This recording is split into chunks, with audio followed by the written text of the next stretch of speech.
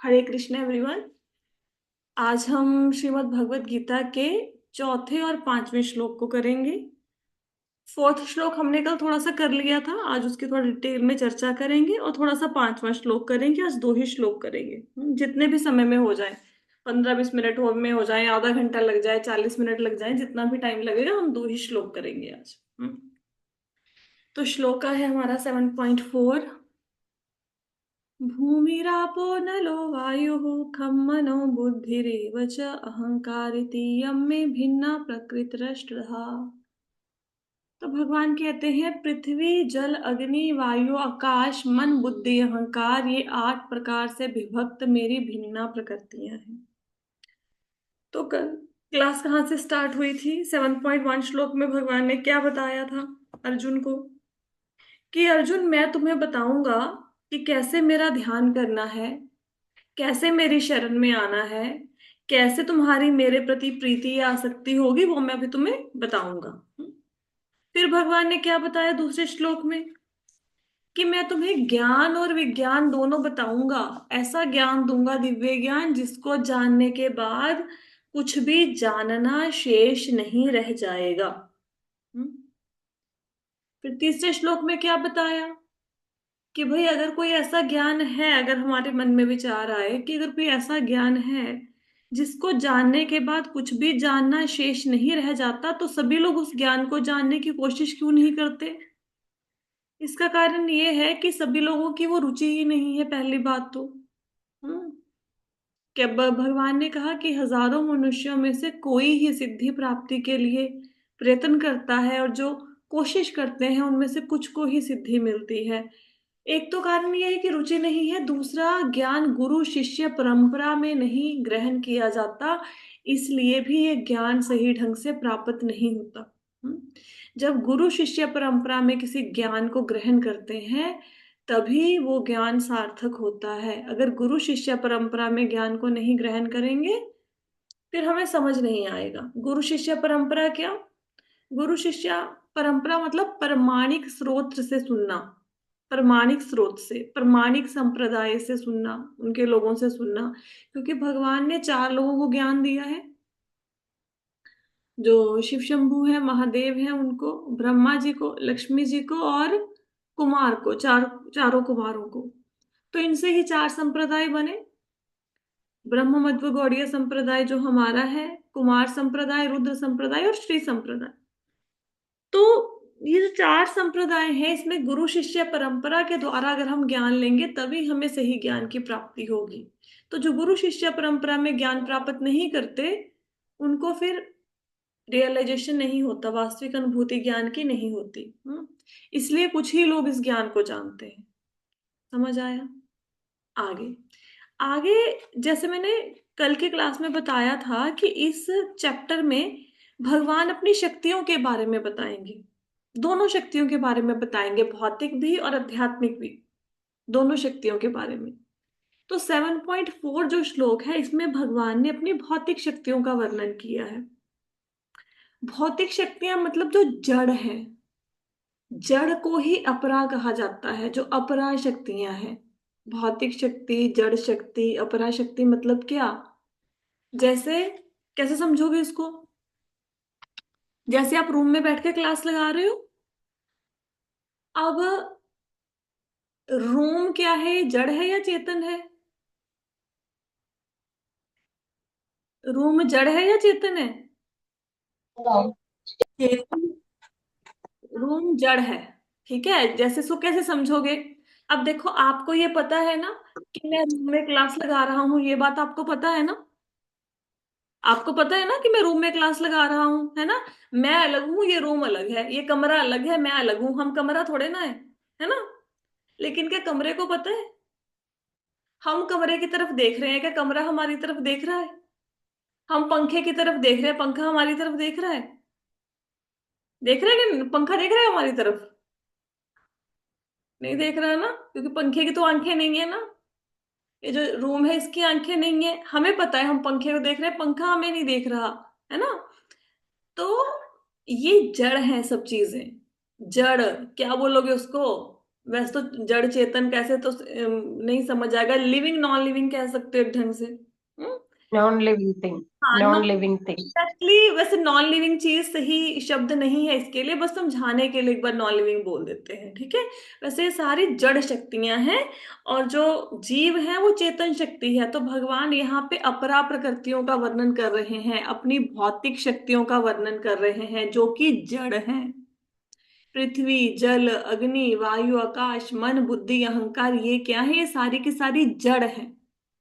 अब यहाँ पे अपरा शक्तियां, जड़ शक्तियां, भौतिक शक्तियां, ये तीनों एक ही बात है।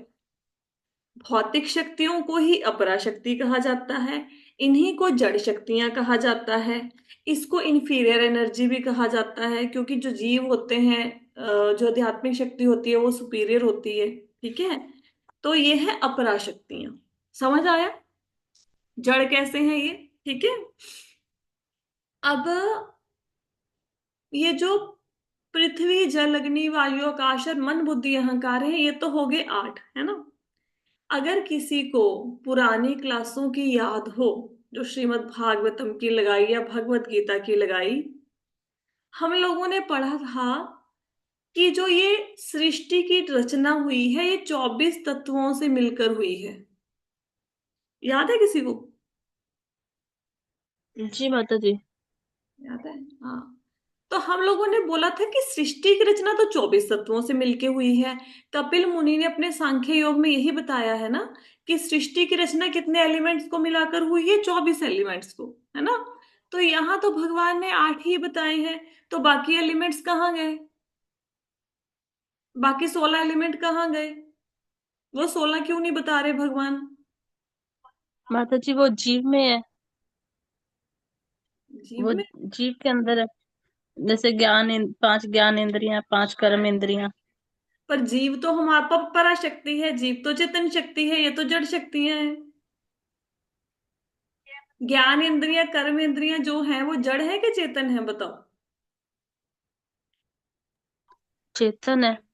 चेतन। चेतन। चेतन है ज्ञान इंद्रियां। अच्छा, जब इंसान मर जाता है तो जो उसकी आंख, कान, नाक है वो तो वैसे ही पड़ा होता है, फिर वो काम क्यों नहीं करते?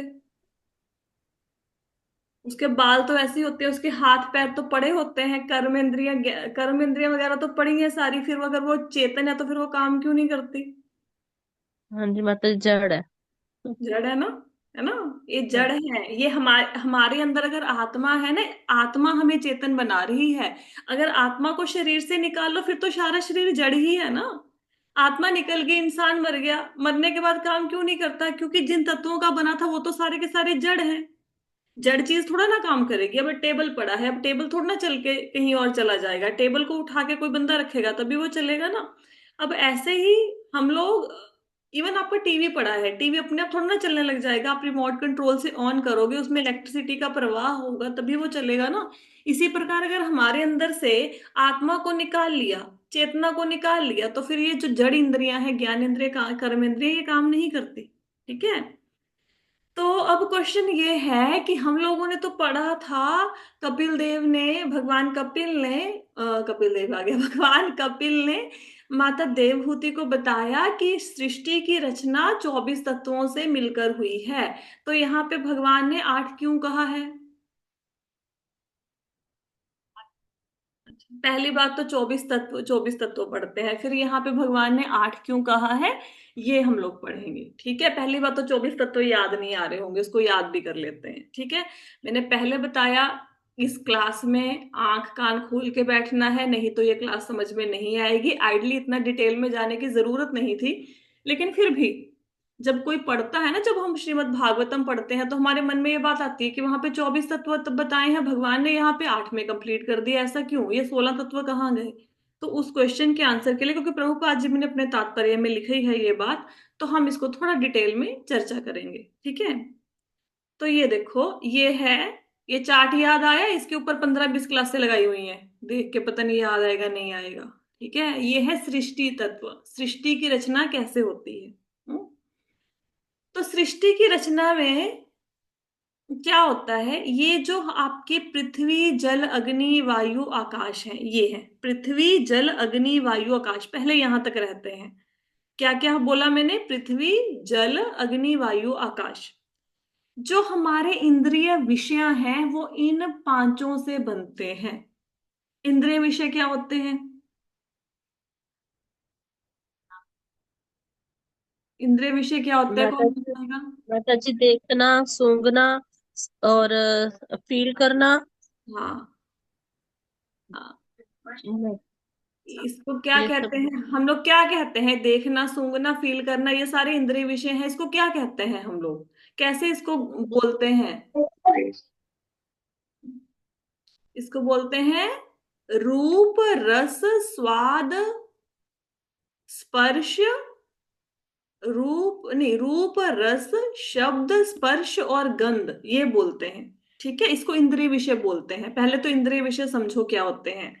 रूप, रस, स्पर्श, शब्द और गंध, ये होते हैं इंद्रिय विषय। इंद्रिय विषय और कैसे समझोगे? और इजी कर देते हैं।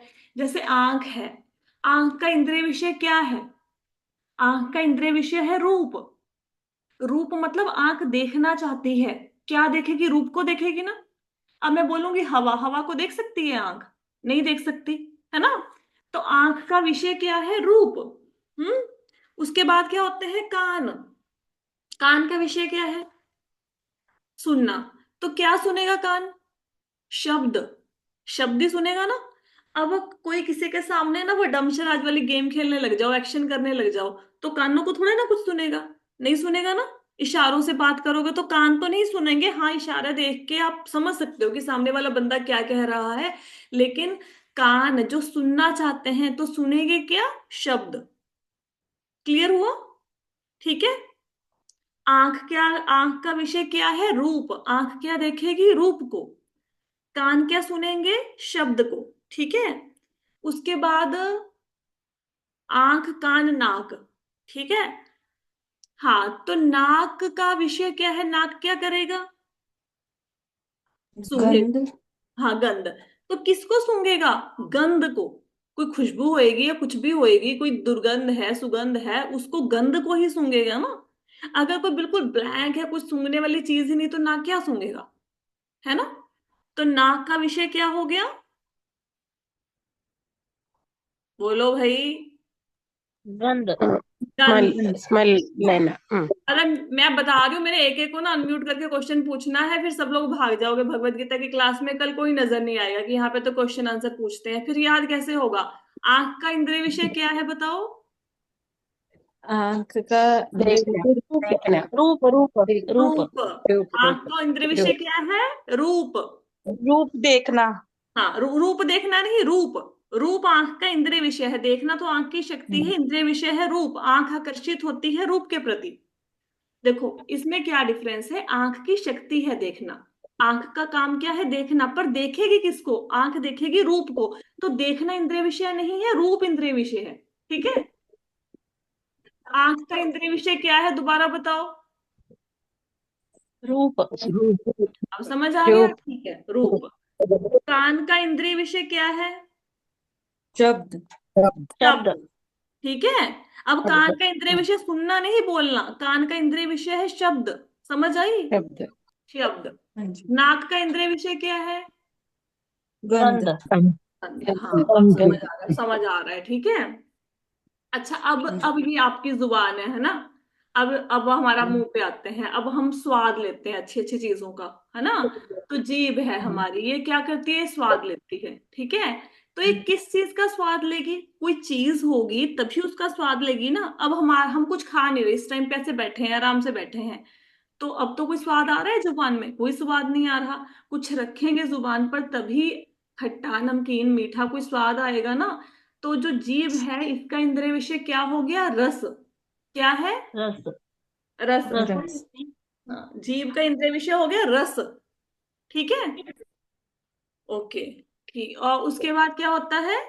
रूप, रस, स्वाद। हाँ, रूप, रस, शब्द, स्पर्श, गंध। अब आपकी स्किन है ना। हाथ पैर है, यहाँ पे कुछ भी। अब हम किसी को टच करते हैं। आपने गिलास को टच किया तो आपका हाथ को गर्माहट फील हुई, क्योंकि गिलास के अंदर गर्म दूध था। तो किसने बताया? आपके हाथ ने बताया, आपकी स्किन ने बताया। स्किन बताती है ना। अब देखो, बालों के साथ गिलास को टच करके देखो, बाल थोड़ा ना बताएंगे, क्योंकि बालों के अंदर स्किन नहीं है। कौन बताएगा? आपकी स्किन बताएगी, है ना। तो जो स्किन है, जो हमारी त्वचा है, इसका इंद्रिय विषय क्या है? स्पर्श। क्या है? स्पर्श। ठीक है। स्पर्श। स्पर्श। हाँ, अब याद हो गया ना। एक बार फिर से रिवाइज करते हैं। आंख का इंद्रिय विषय क्या है? रूप। रूप। रूप। रूप। कान के इंद्रिय विषय क्या है? शब्द। शब्द। शब्द। नाक का इंद्रिय विषय क्या है? गंध। गंध। जीभ का इंद्रिय विषय क्या है? रस। रस। रस। ओके। और रस। आपकी त्वचा का इंद्रिय विषय क्या है? स्पर्श। स्पर्श। स्किन। याद हो गया ना। बिल्कुल।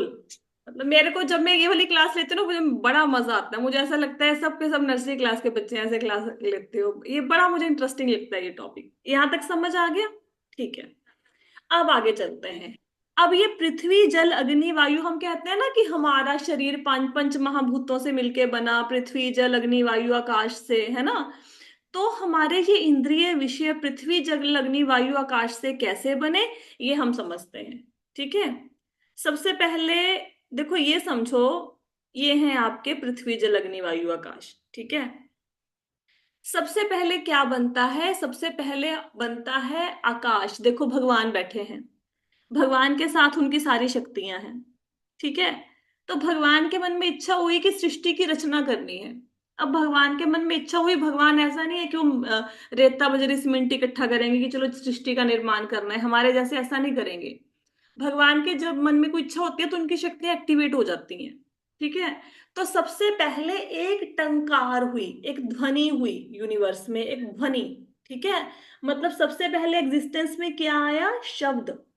क्या सबसे पहले आया एग्जिस्टेंस में? क्या अस्तित्व में आया? शब्द। क्या आया? दोबारा बताओ। शब्द। शब्द। शब्द। ठीक है? हाँ। तो शब्द किसका गुण है? शब्द से बना आकाश। आकाश ये वाला वो नहीं है जो नीला नीला सिर के ऊपर देख रहे हो। कोई बंदा बोलेगा आकाश कहाँ है, हम ऊपर लगा के बोलेंगे आकाश ये है, इधर ये है। आकाश मतलब एम्प्टी स्पेस, इधर। ठीक है। तो आकाश कहाँ है? आकाश तो सब जगह पे है। आपके कमरे में भी तो आकाश है, घड़े के अंदर भी तो आकाश है। एम्प्टी स्पेस, खाली स्थान सब जगह पे है नहीं, है ना। तो आकाश मतलब स्पेस, जो सब जगह पे है। हम्म। तो सबसे पहले बना आकाश। आकाश में ना ध्वनि होती है। आप देखेंगे ना, कभी आप वो भी पढ़ोगे, गूगल भी करोगे, तो वहां पे कहते हैं ना कि ओम का साउंड है जो पूरे यूनिवर्स को चला रहा है ना। पूरे यूनिवर्स में एक ध्वनि है, किसकी ध्वनि है? ओम की। आपने एक एक्सपेरिमेंट करके देखना, जैसे आप कभी बैठ के ना ओम ओम ऐसे जाप करना, अ ओम का, तो आपकी पूरी बॉडी गर्म होना शुरू हो जाएगी, क्योंकि आपने कनेक्ट कर लिया वो स्पिरिचुअल एनर्जी एनर्जी के साथ। ठीक है। तो सबसे पहले क्या आया एग्जिस्टेंस में? जब सृष्टि का निर्माण हुआ, क्या आया? आइडली तो बहुत बड़ा है ये टॉपिक, पहले प्रधान होता है फिर महतत्व होता है, लेकिन हम बीच में से टॉपिक उठा रहे हैं, क्योंकि हम लोगों ने समझना क्या है? हमने समझना है कि हमारे इंद्रिय विषय कैसे बने इससे, पंच महाभूतों से। पंच महाभूत मतलब पृथ्वी जल अग्नि वायु आकाश। पृथ्वी जल अग्नि वायु आकाश से रूप स्वाद स्पर्श गंध ध्वनि ये कैसे बने, शब्द कैसे बना, ये हम समझ रहे हैं। तो सबसे पहले एग्जिस्टेंस में क्या आया? शब्द। शब्द से क्या बना? क्या आकाश। बना? आकाश। ठीक है। अब आप एक बात बताओ, आकाश को क्या हम स्पर्श कर सकते हैं? छू तो नहीं सकते, है ना। आकाश वो नहीं है जो नीला नीला ऊपर दिख रहा है। आकाश मतलब इधर, मतलब एम्प्टी स्पेस। क्या उसका कोई रूप है? कोई रूप नहीं है। क्या आकाश में कोई स्वाद है? नहीं है। क्या आकाश में कोई गंध है? कोई नहीं है। ठीक है। तो सबसे पहले आकाश बना, तो शब्द से बना आकाश। समझ आई? तो आकाश और शब्द क्या है? एसोसिएटेड हैं, एक दूसरे के साथ मिले जुले हैं। तो इसलिए भगवान जब आकाश कहेंगे तो आकाश के साथ उसको आपने शब्द भी समझना है। समझ आई बात? आकाश को क्या समझोगे कि भगवान आकाश भी कह रहे हैं और शब्द भी कह रहे हैं। ठीक है। अब आकाश में मिल गया स्पर्श। आकाश के अंदर क्या मिला? स्पर्श। स्पर्श से क्या बनी? वायु। देखो अब एक बात बताओ, वायु को स्पर्श कर सकते हैं ना हम? कैसे कर सकते हैं? अब देखो, वायु में दो गुण होते हैं, आकाश में एक गुण है सिर्फ शब्द का। हम्म और वायु में दो गुण होते हैं, वायु में शब्द भी होता है और स्पर्श का गुण भी होता है। आपने कभी कूलर चला के उसके सामने बैठो, ठंडी ठंडी हवा महसूस होती है ना? हम्म ऐसे कोई पंखा चलाओ, ठंडी हवा महसूस नहीं होती? आपको स्पर्श होती है ना वो हवा, इसीलिए तो एसी चला के बैठते हो सामने जब गर्मी लगती है। ठीक है? तो वायु में, अच्छा, जब वायु चलती है, आंधी चलती है तो आवाज नहीं आती? हमें अंदर बैठे को पता नहीं लगता कि आंधी चल रही है? आती है कि नहीं आती? तो वायु में दो गुण हो गए, शब्द और स्पर्श। आकाश में एक ही गुण था, ध्वनि, शब्द। और वायु में दो गुण हो गए, कौन से? वायु को आप स्पर्श भी कर सकते हो और वायु में ध्वनि भी होती है, शब्द भी होती है। तो स्पर्श से क्या बन गई? वायु। तो जब भगवान वायु बोल रहे हैं तो आपने इसमें स्पर्श भी मिला हुआ ही समझना है। क्लियर हुआ? अब ये जो ऑनलाइन वाले हैं ना, ये सारे ऐसे बैठ जाएंगे जैसे पता नहीं हम कौन सी मतलब जगह पे बैठ के हाँ क्लास। जी माता जी। जी माता जी, हो गया सब। मतलब इसको पढ़ाने के लिए ना मेरे को पता है कितनी कितनी प्रैक्टिस करनी पड़ती है, कितनी रातों की नींद खराब हुई है, और हम हाँ जी नहीं बोलेंगे। चलो कोई बात हम्म नहीं। जब अनम्यूट करेंगे ना एक एक को, फिर पता चलेगा। ठीक है। अब वायु में मिल गया रूप। वायु में क्या मिल गया? रूप। तो रूप से क्या बन गया? जब वायु में रूप मिल गया तो क्या बन गया? अग्नि। रूप से क्या बना? अग्नि। अब अग्नि में तीन गुण होते हैं, ध्वनि, स्पर्श और रूप। जब अग्नि जलती है तो आवाज आती है ना, आग लगी हो, है ना? वो चिरचिर की आवाज नहीं आती? और हाँ आग जी। को हाथ लगाओगे तो वो जलाएगी ना, स्पर्श का गुण है ना आग में। कभी हाथ लगा के देखो, आग को पता लग जाएगा स्पर्श का गुण है कि नहीं है। ठीक है? तो आग हाथ लगाओगे तो जल जाएगी, तो हाथ, अग्नि में स्पर्श का गुण भी है। और अग्नि का रूप भी है। वायु को तो देख नहीं सकते, आकाश को तो देख नहीं सकते, लेकिन अग्नि को देख भी सकते हैं। तो अग्नि में तीन गुण हो गए, कौन से? शब्द, स्पर्श और रूप। ठीक है? आकाश किससे बना था बताओ? ध्वनि से। ध्वनि से, ध्वनि। शब्द से। हाँ, वायु किससे बनी थी? स्पर्श स्पर्श से। और ध्वनि। अग्नि किससे बनी है? रूप से। ठीक है, इसमें तीन गुण है। ठीक है?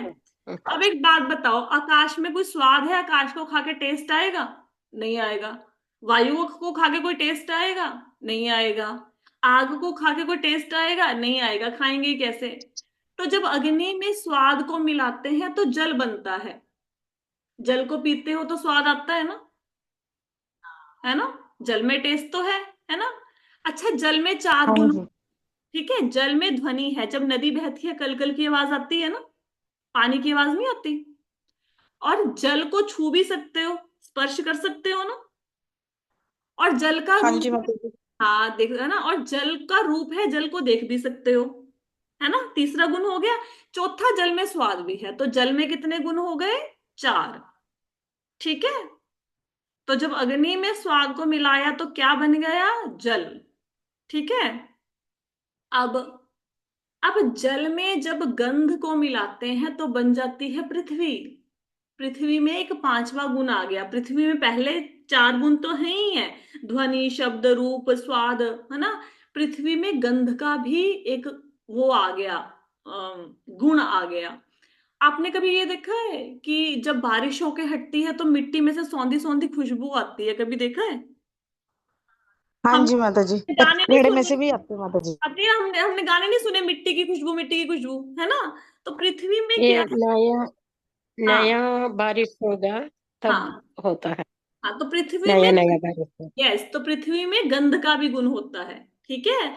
तो जब भगवान आकाश बोलेंगे तो आपने क्या समझना है? एक नहीं, दो बातें हो रही हैं, मतलब दो इसको एक एलिमेंट नहीं समझना, दो एलिमेंट समझना। आकाश मतलब आकाश और ध्वनि दोनों। वायु मतलब वायु और स्पर्श दोनों। अग्नि मतलब अग्नि प्लस रूप दोनों। जल मतलब जल और स्वाद दोनों। पृथ्वी मतलब पृथ्वी और गंध दोनों। ठीक है? तो जो पांच इंद्रिय विषय हैं, शब्द, स्पर्श, रूप, स्वाद, गंध, वो कैसे बने? पृथ्वी जल अग्नि वायु, उनसे पृथ्वी जल अग्नि वायु आकाश कैसे बने? समझ आया? हम्म माता जी। ठीक है। माता जी आपने भागवतम में कराए थे ना? पढ़ाया था, लेकिन सब लोग ऐसे बैठ जाते हैं ना ठुस होके कि पता नहीं कौन सी फारसी भाषा में हम ज्ञान दे रहे हैं, फिर पढ़ाना पड़ता है। बहुत बार पढ़ाया है। ठीक है। तो ये जो पांच हैं, पृथ्वी जल अग्नि वायु आकाश, इनको कहते हैं पंच महाभूत। अब जब आप ग्रंथों को पढ़ते हो जहां पे लिखा होता है पंच महाभूत, पंच महाभूत का मतलब पांच भूत या पांच चुड़ैल नहीं है, कोई कोई प्रेत आत्मा की बात नहीं हो रही वहां पे। पंच महाभूत मतलब पृथ्वी जल अग्नि वायु आकाश। ठीक है। इन पांचों को मिला के बोलते हैं पंच महाभूत। ठीक है, समझ आया? और ये जो पंच हैं, ध्वनि स्पर्श रूप स्वाद गंध, इनको बोलते हैं तन मात्राएं। क्या बोलते हैं? ये इन इंद्रिय विषयों तन को बोलते मात्रा है। हैं तन मात्राएं। तन तो मात्रा। हाँ, तो जब तन मात्राएं बोले वहां पे ऐसा नहीं है कि अ आ उ ई की मात्रा है कोई, ऐसा नहीं है। ये है तन मात्राएं, रूप रस स्वाद स्पर्श गंध। तो भगवान ने जो पांच एलिमेंट बताए थे उसके 10 हो गए। 5 से 10 कैसे बने, समझ आया? जी माता ठीक है, समझ आ गया। अब एलिमेंट तो 24 थे, है ना? अभी कहानी तो फिर वहीं की वहीं रहेगी। 24 में से 10 तो समझ आ गए, अब 14 का हिसाब किताब कौन देगा? अब देखो भगवान ने क्या बताया। पृथ्वी जल अग्नि वायु आकाश मन बुद्धि अहंकार। अब यहां से हम उठाते हैं अहंकार को। हम्म अब अहंकार का यहाँ पे मतलब वो वाला अहंकार नहीं है जो हम कहते हैं कि इसके पास पैसा आ गया, इसको बड़ा अहंकार हो गया जी। ये वो वाले अहंकार की बात नहीं हो रही। अहंकार वो तत्व जिससे सृष्टि की रचना होती है, उस अहंकार की बात हो रही है। अब मैं आपको सृष्टि रचना का चार्ट दिखाती हूँ। यह है सृष्टि रचना का चार्ट। हालांकि ये अगर ऊपर से स्टार्ट करेंगे ना, माया सृष्टि, विराट सृष्टि, महत तत्व, अहंकार तत्व, ये तो फिर बहुत टाइम लग जाएगा। उसके लिए तो फिर 2 दिन और चाहिए। पता नहीं 2 दिन में कंप्लीट होगा कि नहीं होगा। आप अहंकार तत्वों पे आ जाओ। ये आपको दिख रहा है ना जो अहंकार तत्व।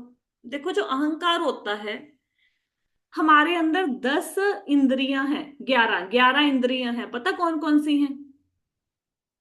5 ज्ञान इंद्रियां हैं, 5 हमारी कर्म इंद्रियां हैं।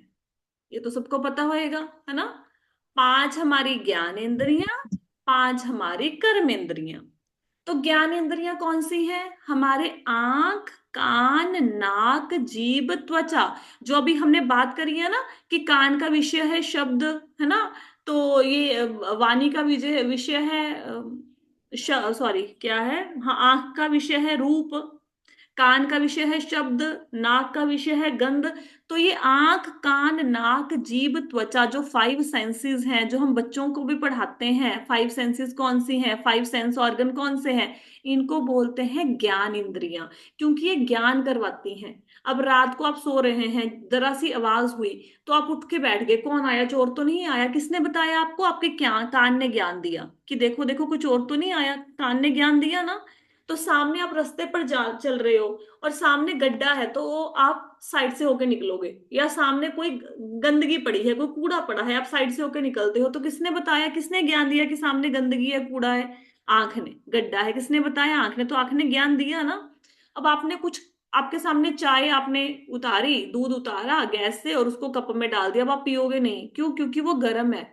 तो किसने बताया ये गर्म है? आपकी स्किन ने बताया, है ना? अब आपने पिया, दूध पिया या हलवा खाया, अब हलवे में चीनी कम है, किसने ज्ञान दिया? ये आपकी जीभ ने ज्ञान दिया, है ना? अब आपने देखा कि कुछ रसोई में गैस खुली रह गई। अरे आप तो दूसरे कमरे में बैठे थे, आपको कैसे पता लगा कि गैस खुली रह गई?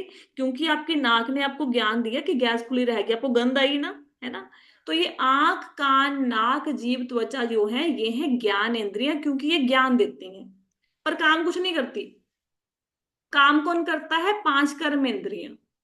कर कर्म इंद्रियां कौन सी होती हैं?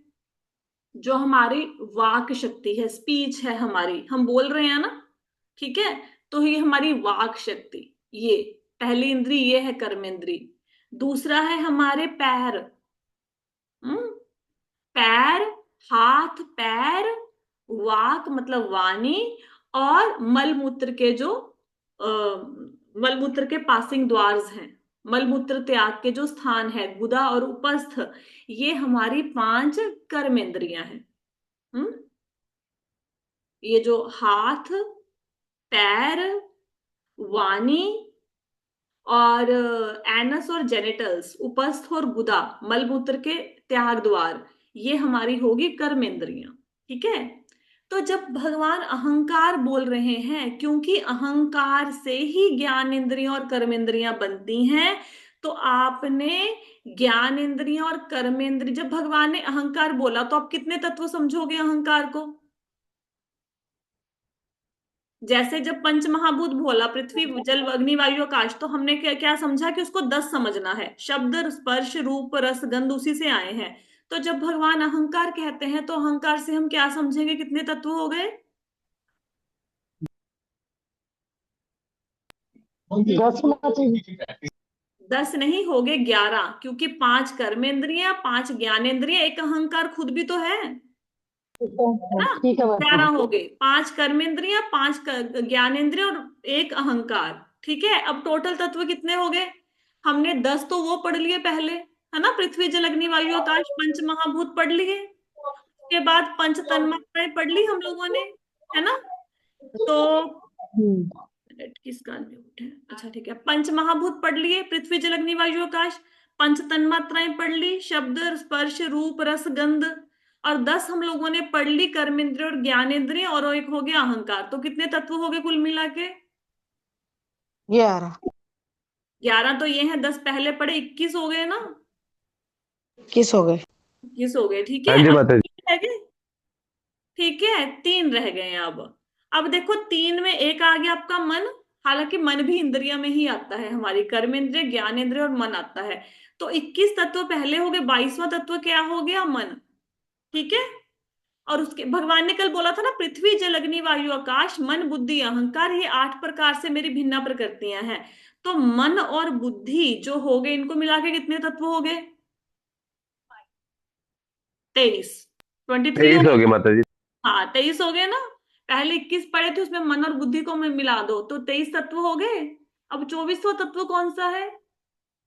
24वां तत्व है हमारी चेतना, जो कि दूषित हो चुकी है। इसीलिए तो हम लोग भगवान से हमारा रिश्ता तोड़ चुके हैं। तो जो हमारी दूषित चेतना है, ये है 24वां तत्व, कॉन्शियसनेस जिसको कहते हैं, चेतना। हम्म। कैसे चेतना को कैसे समझोगे? अब जैसे आपने भगवान के लिए भोग बनाया, ठीक है, और भोग को आपके बच्चे ने जूठा कर दिया, तो आप उसका भोग लगाएंगे भगवान को? नहीं लगाएंगे, है ना। क्यों? हम बोलेंगे जूठन पड़ गई। तो किसने बताया ये जूठा हो गया? चेतना ने, है ना। आपकी चेतना जागृत हो गई ना। अब जैसे अभी कुछ लोगों ने अनियन गार्लिक छोड़ दिया, तो क्यों छोड़ दिया? क्योंकि उनकी चेतना जागृत हो गई कि मैं तो सतोगुण को बढ़ा रही हूँ, मुझे तो भक्ति के मार्ग पर बढ़ना है आगे। और कहाँ मैं लहसुन प्याज खा खा के अपने तमोगुण को बढ़ा रहा हूँ या बढ़ा रही हूँ, तो उसने छोड़ दिया बंदे ने। तो उसकी किसने उसको बताया कि भाई तुम ये अनियन गार्लिक खाना छोड़ दो? किसने बताया? चेतना ने। आप भगवत गीता की क्लासें लगाओ। क्यों? क्योंकि चेतना आपकी शुद्ध हो गई, दूषित नहीं है, तो इसलिए आपका भगवत गीता की क्लासों में मन लग रहा है। तो ये जो चेतना है, ये हो गया आपका 24वां तत्व। अब समझ आ गया कि ये 8 से 24 कैसे बने? क्लियर हो गया? हाँ जी माता जी। ठीक है। तो जब श्रीमद् भागवतम पढ़ेंगे, श्रीमद् भागवतम का जो सेकंड कैंटो है ना, सबसे टफ कैंटो वो है, और सबसे इंटरेस्टिंग वो कैंटो है सेकंड वाला, अगर कोई आपको पढ़ाने वाला मिल जाए। जैसे अभी आज जैसे हमने क्लास लगाई, तो आज की क्लास आपको कैसी लगी? इंटरेस्टिंग लगी कि बोरिंग लगी? बताओ। इंटरेस्टिंग माता जी। इंटरेस्टिंग लगी माता। है ना। तो ऐसे लग रहा है कि ये तो बहुत इंटरेस्टिंग चीज है, अच्छा कैसे बना पृथ्वी जल अग्नि वायु आकाश? तो जो सेकंड कैंटो है ना, वो ऐसा ही है, वो बहुत इंटरेस्टिंग है। लेकिन कोई आपको सही ढंग से बस पढ़ाने वाला मिल जाए, फिर रोज ऐसा मन करता है कि कल क्या होगा, कल क्या होगा, आगे क्या होगा। तो बड़ा मजा आता है सेकंड कैंटो को पढ़ने में, स्पेशली जब सृष्टि रचना शुरू होता है। ठीक है। तो आज हम लोगों ने थोड़ा सा भागवतम से लेके कुछ कुछ ज्ञान इस क्लास को लगाया। आई होप सो कि आपको 7.4 श्लोक अब क्लियर हो गया होगा। हम्म। और ये शक्तियां जड़ कैसे हैं, ये भी पता लग गया होगा, हम इनको जड़ क्यों कह रहे हैं। क्योंकि ये गर्म इंद्रियां, ज्ञान इंद्रियां, ये पंच महाभूत, पंच तन्मात्राएं, मन बुद्धि अहंकार, ये कुछ नहीं है जब तक कि आत्मा नहीं है, शक्ति नहीं है, पराशक्ति नहीं है, जीव नहीं है। तो ये सारी चीजों का कोई फायदा नहीं है, सबकी सब ये जड़ शक्तियां हैं, चेतन नहीं है। हम्म। ठीक है। तो किसी का कोई प्रश्न है तो पूछो जल्दी से भाई। ठीक है, तो कल ना याद करके आना। मैं कल फिर से आप लोगों का लेना है टेस्ट। ठीक है, कल फिर से प्रश्न पूछेंगे और देखेंगे कि आपको याद रहता है कि नहीं। और इस क्लास को हो सके तो यूट्यूब पे एक बार फिर से सुन लो, फिर अच्छे से क्लियर हो जाएगा ये टॉपिक। ठीक है।